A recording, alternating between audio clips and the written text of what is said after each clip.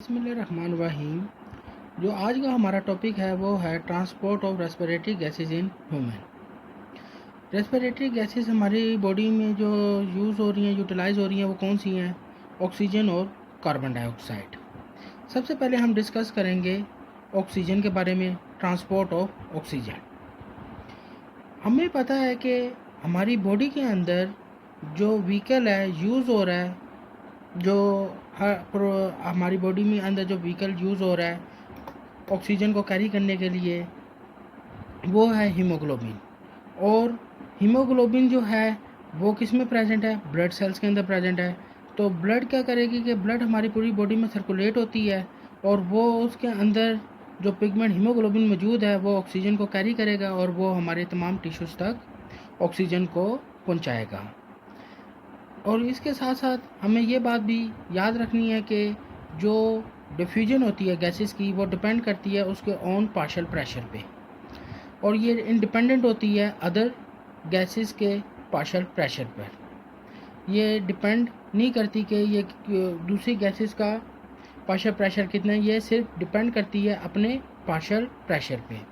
तो अब देखते हैं कि हमारी बॉडी के अंदर जो ऑक्सीजन है वो कैसे ट्रांसपोर्ट हो रही है। Every gas diffuse according to its own partial pressure.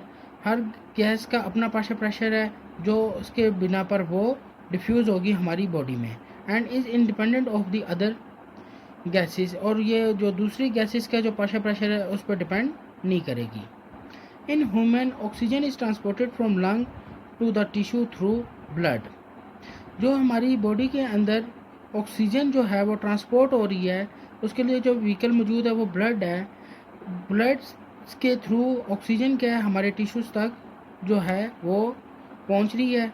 और क्यों पहुंच रही है? क्योंकि मैंने पहले आपको बताया कि ब्लड के अंदर ऐसा पिगमेंट, ऐसी प्रोटीन मौजूद है जो क्या करती है, ऑक्सीजन को कैरी करती है, जिसे हम रेस्पिरेटरी पिगमेंट भी कह सकते हैं या रेस्पिरेटरी प्रोटीन। उसका क्या नाम है? Haemoglobin. Over blood has respiratory pigment called haemoglobin. और हीमोग्लोबिन क्या करती है? कैरी करती है ऑक्सीजन को, और वो हमारी पूरी जो है बॉडी के अंदर जो है ऑक्सीजन को प्रोवाइड करेगी। This haemoglobin is found in red blood cells. It is the iron containing red colour protein which gives blood to the characteristic red colour. अब जो ये रेड कलर प्रोटीन है बेसिकली आयरन कंटेनिंग प्रोटीन है, ये हमारी red blood sales के अंदर present होती है, जिसकी वजह से हमारी जो ब्लड का कलर आता है वो भी रेड कलर आता है। अब हम देखते हैं, अगर हमारी बॉडी के अंदर अगर 100 ml ऑफ ब्लड है तो वो तकरीबन कैपेसिटी रखती है कितने ग्राम हीमोग्लोबिन को कंटेन करने की? 15 ग्राम ऑफ हीमोग्लोबिन को। तो अगर हम देखेंगे 1 ग्राम जो है हीमोग्लोबिन जो है वो कितनी ऑक्सीजन को कैरी करने की कैपेसिटी रखेगी? 1.34 ml ऑफ ऑक्सीजन को। तो इस तरह हम कह सकते हैं, so we can say that 100 ml of blood can carry 20 ml of oxygen at 100 millimetre of mercury.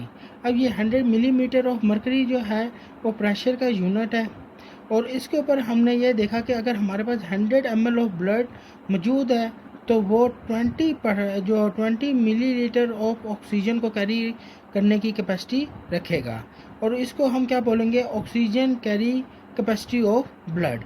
This is called oxygen carry capacity of blood.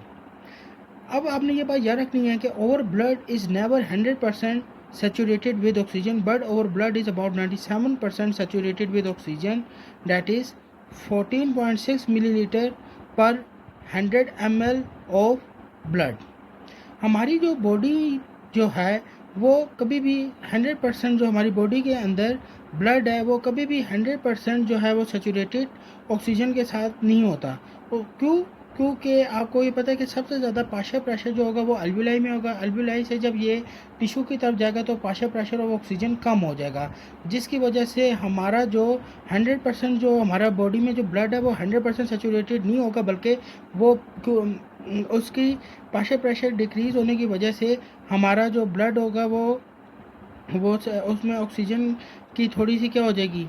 कमी हो जाएगी, और वो 97% जो है वो सेचूरेटेड हो जाएगा ऑक्सीजन के साथ। जो क्या है 100 ml अगर ब्लड है हमारी जब टिश्यू के अंदर वो पहुंच रहा होता है जाता है तो वो तकरीबन 14.6 मिलीलीटर ऑफ ऑक्सीजन को उसने कैरी किया होता है। तो ये हमने पहले भी बात जो है डिस्कस की है, शुरू लेक्चर के शुरू में भी हमने डिस्कस किया है कि पार्शियल प्रेशर जो है ऑक्सीजन का जो पार्शियल प्रेशर होगा वो अपने पार्शियल प्रेशर पे डिपेंड करेगा, ना कि वो दूसरे गैसेस के पार्शियल प्रेशर पे डिपेंड करे। अब आगे हमें ये देखना पड़ेगा कि ये जो ब्लड टिश्यू तक पहुंच रहा है ये किसके थ्रू पहुंचता है? डिफ्यूजन के थ्रू। डिफ्यूजन होती है जहाँ पे हायर कंसनट्रेशन होगी ऑक्सीजन की, वहाँ से लोअर कंसनट्रेशन की तरफ जो है ऑक्सीजन पहुंच जाएगी और इस तरह ऑक्सीजन की कमी जो है मुख्तलिफ टिश्यूज़ में जो है जहाँ पे कमी होगी वो पूरी कर दी जाएगी। अब देखेंगे डिफ्यूजन से क्या मुराद है? Movement of the molecules from higher concentration to a lower concentration. अब हम देखते हैं कि कैसे oxygen and carbon dioxide is directly related with diffusion, और ये डायरेक्टली जो है ना इनका रिलेशन है किस प्रोसेस के साथ? डिफ्यूजन के साथ। फॉर एग्जांपल अगर मैं कहता हूँ एक ब्लड सेल है उसके अंदर ऑक्सीजन कैरी के जो ऑक्सीजन कितनी कैरी की हुई है उसमें 100 मिलीलीटर, और एक जो दूसरा अगर हम टिश्यू या हम कहें कि हमारे पास ब्लड सेल्स है उसके अंदर जो ऑक्सीजन कैरी हुई है वो है 5 है, उसने ऑक्सीजन कितनी कैरी की हुई है? 500 मिलीलीटर।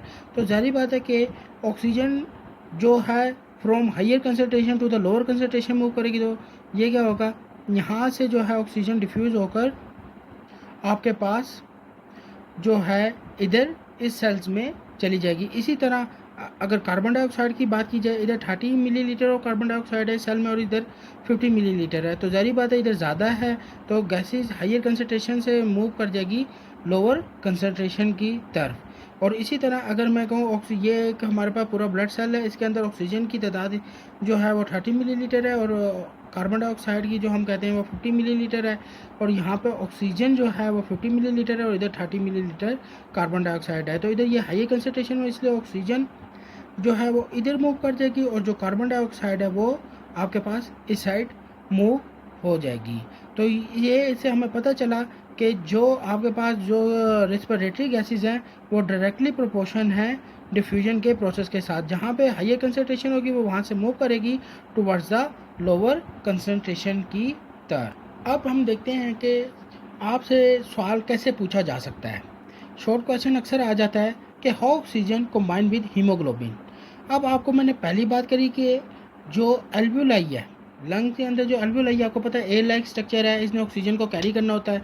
तो सबसे ज़्यादा जो एयर का जो पार्शियल प्रेशर होगा वो किधर होगा? एल्वुलाई में। तो एल्वुलाई में, और हमें पता है कि डिफ्यूजन का प्रोसेस डायरेक्टली प्रोपोर्शन है गैसेस रेस्पिरेटरी गैसेस के साथ, और जहाँ पे पार्शियल प्रेशर ज़्यादा होगा उधर से मूव करेगी टुवर्ड्स द लोअर प्रेशर की तरफ। तो हमें ये पता है ये एल्वुलाई क्या है? सैक लाइक स्ट्रक्चर हम पहले पढ़ चुके हैं, और हमें ये पता है कि ये रेस्पिरेटरी सरफेस के तौर पे इस्तेमाल हो रहा है, और ये क्या है यहाँ पे ऑक्सीजन जो है सबसे ज़्यादा होती है, इसलिए इधर पार्शियल प्रेशर भी ऑक्सीजन का सबसे ज़्यादा है। इस वजह से एल्वुलाई से जो है वो ऑक्सीजन डिफ्यूज़ किधर हो जाएगी? रेड ब्लड सेल्स की तरफ। और जब रेड ब्लड सेल्स की तरफ ये देखें, ये मैंने बेसिकली क्या बनाई है? ब्लड कैपिलरी एक बनाई है। आप ये देखें, ये मेरे पास ब्लड कैपिलरी है, और ये मैंने सैक लाइक स्ट्रक्चर जो बनाया है ये बेसिकली क्या है? ये एल्वुलाई के सेल्स हैं, एल्वुलाई हैं, ये सारे मिलकर हम एल्वुलाई कहेंगे इनको। तो इधर ऑक्सीजन की कंसनट्रेशन ज़्यादा है, इसलिए ये फ़ौरन डिफ्यूज़ हो जाएगी किधर? ब्लड कैपिलरीज़ की तरफ। और जब ये ब्लड कैपिलरीज़ की तरफ डिफ्यूज़ हो जाएगी तो हमें ये तो क्या होगा कि ब्लड के कैपिलरीज़ के अंदर ब्लड मौजूद है, और वो ब्लड में आपको पता है क्या चीज़ मौजूद होती है? हीमोग्लोबिन मौजूद है। और हीमोग्लोबिन जो है with the help of carbonic anhydrase. अब ये कार्बोनिक एनहाइड्रेज बेसिकली क्या है? एंजाइम है जो हेल्प करता है हीमोग्लोबिन को कंबाइन होने के, किसके साथ कंबाइन करने के साथ? ऑक्सीजन के साथ। और जब ये एंजाइम क्या करेगा? हीमोग्लोबिन को ऑक्सीजन के साथ कंबाइन करेगा तो ऑक्सी हीमोग्लोबिन फॉर्म कर जाएगी। In the form of oxyhemoglobin, oxygen is transported from the lung to the tissue. अब क्या होगा? जब मेरे पास क्या हो जाएगा? ऑक्सी हीमोग्लोबिन फॉर्मेशन हो जाएगी, तो ये क्या होगा? लंग्स से जो एल्वुलाई जो ब्लड कैपिलरी से अब ये ब्लड के थ्रू अब कहाँ पे चली जाएगी? टिश्यूज़ तक चली जाएगी, और वहाँ पे टिश्यू जो है वो जहाँ वो ऑक्सीजन को यूटिलाइज करेंगे और उसको आप ये समझ लें कि अपनी डिमांड को पूरा करेंगे। और ये प्रोसेस जो आप समझे किस एंजाइम की मदद से हो रहा है, ये किस एंजाइम की मदद से ये कंबाइन हो रही है, उस एंजाइम का क्या नाम है, carbonic anhydrase. Reaction is catalyse by carbonic anhydrase, कि ये रिएक्शन जो है ये किसकी वजह से हो रहा है, कार्बोनिक एनहाइड्रेस की वजह से। अब इसके बाद एमसीक्यूज आ सकता है आपसे कि एक मॉलिक्यूल जो है हीमोग्लोबिन का कितने मॉलिक्यूल्स के साथ ऑक्सीजन के कितने मॉलिक्यूल्स के साथ कंबाइन हो सकता है। तो हमेशा आपने याद रखना है, एमसीक्यूज अगर आ जाता है तो आपने ये बात याद रखनी है कि एक मॉलिक्यूल जो है वो 4 मॉलिक्यूल्स ऑफ ऑक्सीजन के साथ कंबाइन हो सकता है। अब इधर एक और छोटा सवाल, एक शॉर्ट क्वेश्चन आपका आ सकता है, बोर्ड में आ सकता है कि how many hemoglobin molecules are required from 1000 oxygen molecules। अब सवाल ये उन्होंने बनाया कि हमारे पास हीमोग्लोबिन के मॉलिक्यूल्स कितने हमें चाहिए होंगे कि वो 1000 ऑक्सीजन के मॉलिक्यूल्स के साथ कंबाइन हो जाए। तो इसका मतलब है हमने हीमोग्लोबिन के मॉलिक्यूल्स को फाइंड करना है, और हमें पता है, हमने ये पहले बात हमने क्या है, ये बात की है कि एक मॉलिक्यूल ऑफ हीमोग्लोबिन जो है वो 4 मॉलिक्यूल्स ऑफ ऑक्सीजन को क्या कर सकता है, कैरी कर सकता है। तो 1 molecule carries the 4 oxygen molecules. अब हम कैसे कर सकते हैं कि एच बी मॉलिक्यूल को मालूम करना आसान है। 1000 को हम किससे डिवाइड कर देंगे, 4 के साथ डिवाइड कर देंगे, और जो हमारे पास आंसर आएगा वो तकरीबन 250 मॉलिक्यूल्स हीमोग्लोबिन के molecules are required for the 1000 oxygen to for carry the 1000 oxygen molecules. तो इस तरह वो आपको मुख्तलिफ वैल्यू देकर आपसे पूछ सकता है कि कितने हमें हीमोग्लोबिन के मॉलिक्यूल्स रिक्वायर्ड होते हैं ऑक्सीजन के मॉलिक्यूल्स को कैरी करने के लिए। तो इसका आपको जो की पॉइंट है वो याद होना चाहिए कि के आपके पास जो एक हीमोग्लोबिन का मॉलिक्यूल है वो 4 ऑक्सीजन के मॉलिक्यूल्स को कैरी करने की कैपेसिटी रखता है। 1 molecule of hemoglobin have the ability to combine with the 4 molecules of the oxygen molecule। इसके बाद आपके पास एक और सवाल जो है वो अराइज होता है कि ये जो प्रोसेस है वो जो कंबाइन हो रहा है, ये जो इसकी प्रॉपर्टी जो है, जो हीमोग्लोबिन का मॉलिक्यूल ऑक्सीजन के साथ कंबाइन हो रहा है वो ऑक्साइड क्यों नहीं बनाता, जबकि सोडियम जो है वो जब कंबाइन होता है ऑक्सीजन के साथ तो ऑक्साइड बनाता है। अगर इस तरह का क्वेश्चन आपके पास आ जाता है कि आपके पास सोडियम का मॉलिक्यूल ऑक्सीजन के साथ कंबाइन हुआ तो उसने सोडियम ऑक्साइड बना दिया, लेकिन जब आपके पास ऑक्सीजन का मॉलिक्यूल हीमोग्लोबिन के साथ कंबाइन हुआ तो उसने ऑक्सी हीमोग्लोबिन बनाया, जब इधर क्या है उसने उसका ऑक्साइड नहीं बनाया। तो इसका जो आंसर है वो आपने ये बात याद रखनी है कि oxygen physically combine with the haemoglobin but there is no chemical reaction between them, so there are no oxide to form. इसका मतलब ये है कि यहाँ पे जो हमारे पास जो पीछे जो एंजाइम था वो उसको जो है फिजिकली कंबाइन करता है, उसके स्ट्रक्चर को चेंज नहीं करता, जबकि आपके पास जो केमिकल रिएक्शन होता है उसके अंदर क्या होता है कि वो ऑक्साइड बन जाएगा। इधर ये केमिकल रिएक्शन हुआ इस वजह से इधर ऑक्साइड बन रहा है, यहाँ पे केमिकल रिएक्शन नहीं हुआ है इस वजह से ऑक्साइड नहीं बना, बस वो उसके साथ अटैच्ड हो गया है। तो इसका आंसर ये है कि physically combine with the haemoglobin and there is no chemical reaction between them, so there are no oxide to form.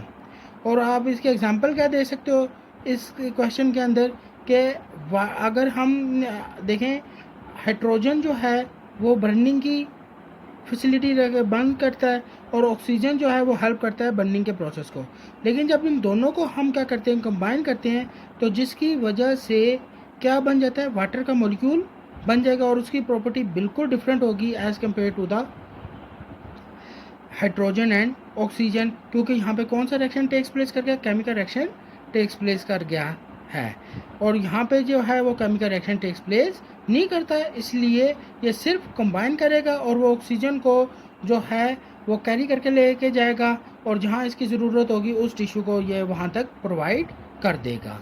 अब हम आगे चलते हैं कि जब ऑक्सीजन कैरी कैपेसिटी होगी हीमोग्लोबिन जो है किन किन चीज़ों पे डिपेंड करती है।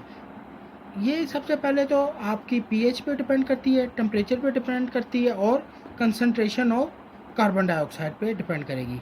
अगर तो आपकी पीएच डिक्रीज़ हो जाए तो ऑक्सीजन की जो है वो कंबाइन होने की जो प्रॉपर्टी है हीमोग्लोबिन के साथ वो कम हो जाएगी। इसी तरह अगर आपका टेम्परेचर भी ज़्यादा हो जाता है, बॉडी का टेम्परेचर ज़्यादा हो जाता है, तो ऑक्सीजन की एफिनिटी जो है ऑक्सीजन की जो एफिनिटी है हीमोग्लोबिन के साथ वो भी कम हो जाएगी। तो आपने ये बात याद रखना है कि अगर आपका पीएच कम हो जाए, टेम्परेचर इंक्रीज़ कर जाए, तो दोनों कंडीशंस के अंदर जो है वो क्या हो जाएगा, आपकी जो हीमोग्लोबिन है वो ऑक्सीजन के साथ कैरी करने की कैपेसिटी कम हो जाएगी। आपके इसके बाद जो है इसकी जो तीसरी चीज़ पर डिपेंड करती है कंसंट्रेशन ऑफ कार्बन डाइऑक्साइड पे।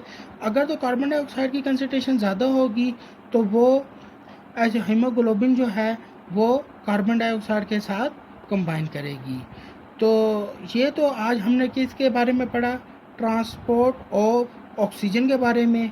तो इंशाल्लाह नेक्स्ट लेक्चर के अंदर हम देखेंगे कि ट्रांसपोर्ट ऑफ कार्बन डाइऑक्साइड हमारी बॉडी में कैसे हो रही है।